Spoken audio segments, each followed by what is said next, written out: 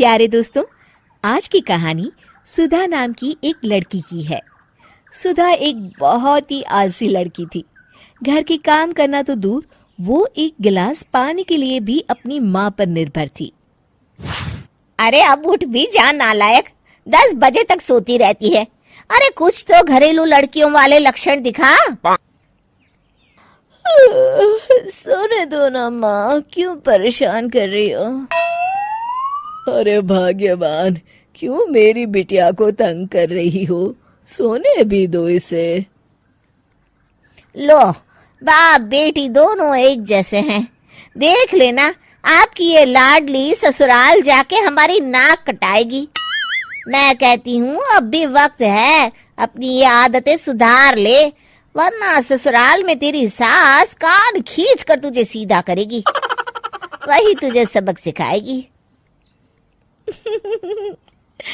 दुनिया में आज तक कोई ऐसी सास पैदा नहीं हुई माँ, जो सुधा चोपड़ा को सबक सिखा सके। लेकिन होनी को कुछ और ही मंजूर था। सुधा की शादी एक ऐसे घर में हो जाती है जहां उसकी सास एक रिटायर्ड पुलिस वाली थी।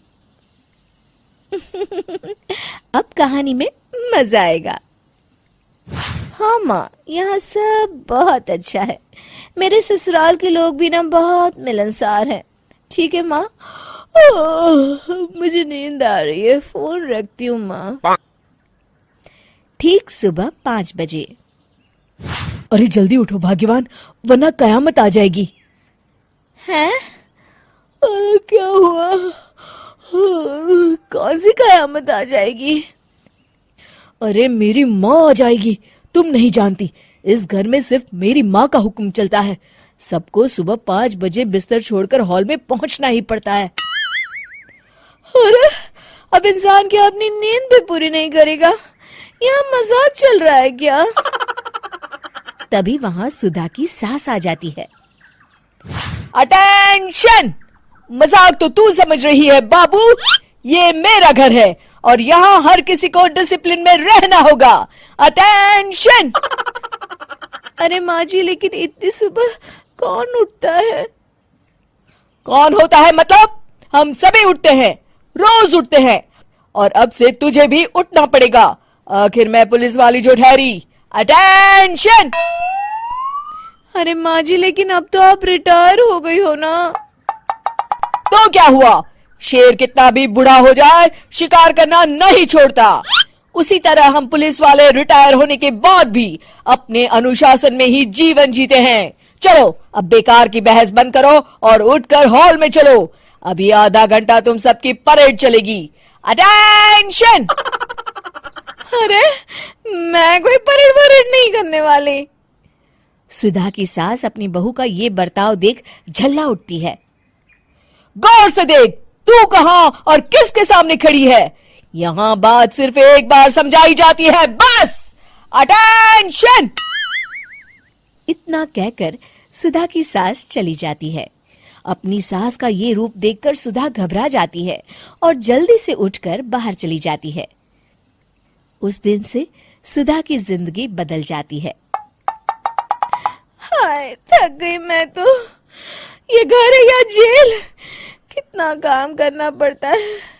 लाइए दीदी, 2 रोटियां और दीजिए, मुझे बड़ी भूख लगी है। ठहर जा बहू, ये तू क्या कर रही है? मैंने सबके खाने का हिसाब तय कर रखा है। तुम 4 रोटी से ज्यादा नहीं खा सकती और ये मिर्च मसाला भी नहीं चलेगा। मेरी बहुएं एकदम फिट होनी चाहिए। अटेंशन!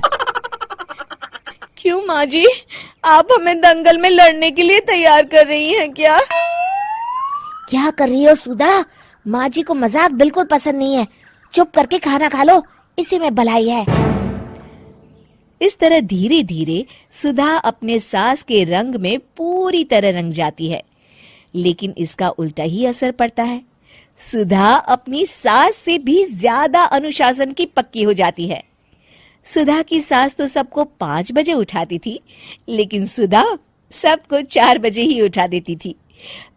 दूसरी तरफ सुधा की सास की उम्र भी हो चलती है। माँ जी, आजकल आप सुबह उठने में बहुत आनाकानी करती हैं। मुझे ये सब बिल्कुल पसंद नहीं है। अरे बहू, मैं तेरे हाथ जोड़ती हूँ, भगवान के लिए अब मुझे छोड़ दे। इतने सवेरे उठना और कसरत करना अब मेरे बस की बात नहीं है। माँ जी, आप मैदान छोड़ के भाग रही हैं। आप तो पुलिस वाली हैं। अटेंशन! अरे अब कहाँ की पुलिस वाली, अब तो मैं रिटायर हो चुकी हूँ। बस बहुत हो गया, अब तुम सब जैसे चाहे वैसे जिंदगी जियो और मुझे भी जीने दो। अपनी सास को गिड़गिड़ाते देख सुधा मन ही मन मुस्कुराती है। इस तरह उस दिन के बाद से सुधा के ससुराल वाले एक सामान्य जीवन जीने लगते हैं।